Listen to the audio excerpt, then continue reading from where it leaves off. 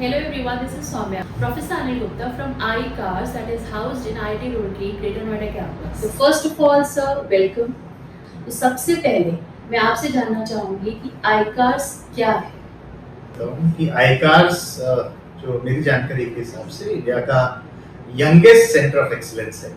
Wonderful. विज्ञान एवं प्रौद्योगिकी मंत्रालय department of science and technology के सहयोग से बना है यहाँ पे, और इसकी जो लोकेशन है ग्रेटर नोएडा में, दिल्ली जो राजधानी क्षेत्र है उसके अंदर, वो बड़ी स्ट्रेटेजिकली प्लान हुई है ताकि ये हमारे देश में बहुत सारे संस्थानों में क्लाइमेट चेंज के बारे में और डिजास्टर मैनेजमेंट के बारे में और सस्टेनेबिलिटी के बारे में बहुत अच्छे रिसर्च हो रहे हैं जी। लेकिन उन रिसर्च को पॉलिसी और प्रैक्टिस से इंटीग्रेट करने की बहुत ज्यादा जरूरत है। और इस गैप को देखते हुए ये जो तीसरा सेशन हुआ था नेशनल प्लेटफॉर्म फॉर डीआरआर का, उसके तहत ये रिकमेंडेशन आई थी। और भी बहुत सारे पॉलिसी रिकमेंडेशंस थे जिसमें था कि विज्ञान प्रौद्योगिकी मंत्रालय के तहत इसको आगे ले जाना है, और उन्होंने आगे बढ़ के उसको इम्प्लीमेंट करने के लिए जो इंडिया का एक नेशनल मिशन है, national mission for strategic knowledge on climate change NMSKCC, उसके तहत इसको बनाया। इसके साथ साथ एक महत्वपूर्ण बात है कि ये बहुत सारे, वैसे तो देखें तो लगभग 15 से ज्यादा सेंटर ऑफ एक्सीलेंस हमारे देश में है क्लाइमेट चेंज पे, और कुछ डिजास्टर मैनेजमेंट पे भी सेंटर ऑफ एक्सीलेंस, बट ये सब उनसे भी बहुत यूनिक है। यूनिक ये है कि इसका फोकस इंटीग्रेशन पे है, इससे इंटीग्रेटेड सेंटर, इसीलिए iCars इसका नाम है। तो ये क्लाइमेट चेंज से रिलेटेड बातें, डिजास्टर मैनेजमेंट से रिलेटेड बातें और सस्टेनेबिलिटी से रिलेटेड बातें, जिनके बीच के अंतर संबंध है, उन पे ऊपर काम करता है, ताकि उसका एक होलिस्टिक बेनिफिट गवर्नेंस के अंदर और टेक्नोलॉजी के अंदर और सोसाइटी के अंदर मिले। आने वाले टाइम में जो iCars का बात कर रहे हैं कि जो उसका विजन है या जो मिशन है या जो उसकी जेनेसिस है, जैसा आपने कहा कि कैसे वो इवॉल्व हुआ, उसके बारे में कुछ बताइए। अंतर मंत्रालयी जो संरचना है जिसमें कहते हैं इंटर मिनिस्ट्रियल कंसल्टेशंस के अंदर ये बात थी कि हमारे देश में जो क्लाइमेट चेंज पे लोग जगह जगह काम कर रहे हैं, रिसर्च कर रहे हैं, प्रैक्टिस में है, पॉलिसी में है, बहुत अच्छा काम हो रहा है, लेकिन उसका अगर एक इकट्ठे हम बात करें कि हमारे देश का क्लाइमेट नॉलेज क्या है जी, उसको हम इस तरीके कह सकते हैं कि क्लाइमेट विजडम या क्लाइमेट इंटेलिजेंस, उसके बारे में एक साथ हम बता नहीं सकते कि पूरे देश में क्लाइमेट के बारे में किस तरह का रिसर्च हो रहा है या क्या नॉलेज है और उसका क्या बेनिफिट हो सकता है। तो पहली चीज एक बात आई कि एक कोई ऐसा नेटवर्क बनना चाहिए, और जिसको हम कह सकते हैं क्लाइमेट नॉलेज नेटवर्क। तो इसकी संरचना की ये 2023 से ये बात हुई थी। 2023 में बहुत बड़ा कंसल्टेशन वर्कशॉप हुआ था, लगभग 70-80 संस्थाएं उसमें आई, अंतरराष्ट्रीय, राष्ट्रीय और क्षेत्रीय, तकनीकी, एकेडमिक, पॉलिसी, सभी मिलकर के एक एड्रेस पोर्टल की बात हुई, adaptation, resilience and sustainability network. और उसका ये पर्पस था कि इंडियाज क्लाइमेट नॉलेज नेटवर्क बने, और उसके अंदर सभी, वो क्लाइमेट साइंस की भी बात हो, क्लाइमेट चेंज मिटिगेशन की भी बात हो, क्लाइमेट चेंज अडॉप्टेशन की भी बात हो, और सस्टेनेबिलिटी की भी बात हो, यहां तक कि हेल्थ को नहीं छोड़ सकते, क्योंकि कोविड के बाद हम देखते हैं कि हेल्थ भी बहुत इंपॉर्टेंट बात निकल के आई है।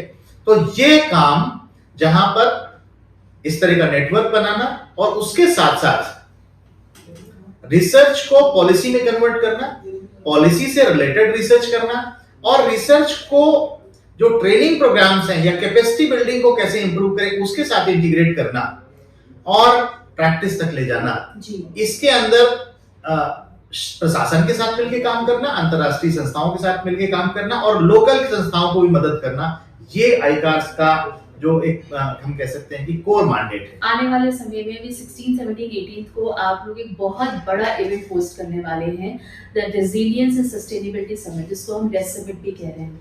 उसके बारे में कुछ बताइए सर कि क्या है ये रेजिलियंस समिट। जी, रेस समिट की संकल्पना जो है वो 2023 में हुई, और 2023 में इसका पहला सत्र विज्ञान भवन के अंदर हुआ था।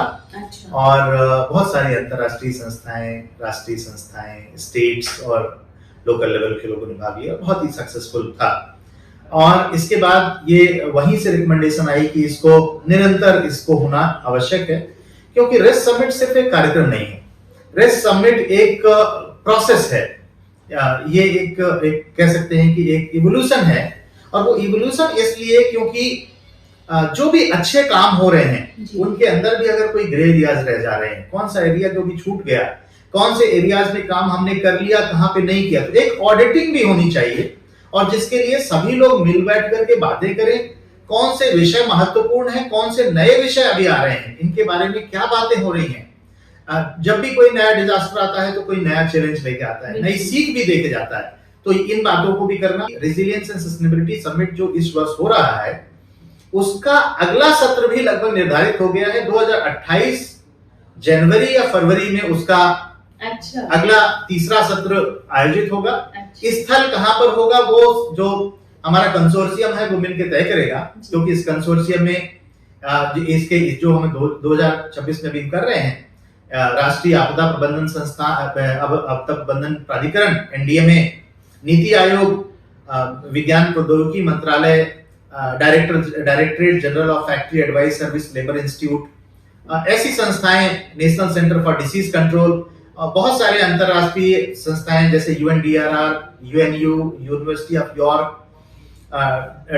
University of technical university of Dresden, York university, Deakin university, ऐसे बहुत सारी संस्थाएं इसमें जुड़ी हुई हैं। तो मिल करके अगले सत्र का हम निर्धारण करेंगे। जो आने वाले 3 दिन हैं, जो ये समिट होगा, इसमें इतने सारे रिसर्चर्स, पॉलिसी मेकर्स, इंस्टीट्यूशंस आ रहे हैं, पर्सनली आप क्या इसमें देख रहे हैं कि क्या डिस्कशंस होंगे? 3 दिन के समिट के अंदर 4 इसमें बहुत बड़े इवेंट्स हैं। अच्छा। पहला इवेंट जो है वो क्लाइमेट नॉलेज नेटवर्क का है, जिसमें इंडियाज क्लाइमेट नॉलेज को हम प्रेजेंट करना चाहते हैं, और उसके लिए जो इंडिया का अनोखा और ये जो क्लाइमेट नॉलेज नेटवर्क है उसको लॉन्च किया जाएगा। अच्छा। और ये national mission for strategic knowledge on climate change के तहत हमको ये असाइन किया गया है।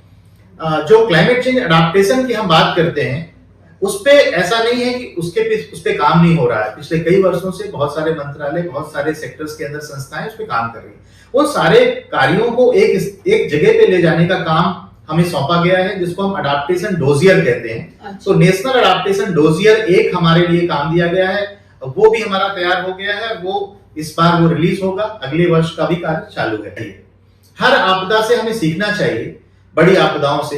तो वो आपदाएं एक वर्ष के अंदर कौन सी आई, वो डिजास्टर्स के क्या लेसन्स आए, कौन सी नए मुद्दे सामने आए, उन चीजों को लेकर के हर वर्ष एक एनुअल रिपोर्ट निकलेगी, जिसको हम कहते हैं annual disaster risk resilience and recovery report. Recovery इसमें शामिल की गई है कि कैपेसिटी बिल्डिंग जो ट्रेनिंग के कार्यक्रम है, पिछले 10 वर्षों में, 15 वर्षों में हम देखेंगे कि इसके बहुत महत्व दिया गया, लेकिन ट्रेनिंग की प्लानिंग एक सिस्टमेटिक तरीके से होना चाहिए था कि एक्चुअली ट्रेनिंग का अगर रिजल्ट सही नहीं आ रहा है तो कहां से सुधार हो, उसमें कहां कमी है। तो ट्रेनिंग से रिलेटेड रिसर्च भी हम कर रहे हैं, वो हमारे मैंडेट में है कि डेवलपिंग लोकलाइजेशन प्रोटोकॉल। क्या अडाप्टेशन की बात हम राष्ट्रीय स्तर पे कर रहे हैं, तो एक गांव के स्तर पे कैसे होगा, एक शहर के या छोटा एक टाउन है उसके स्तर पे कैसे होगा, एक इंडस्ट्रियल एरिया है उसके स्तर पे कैसे होगा।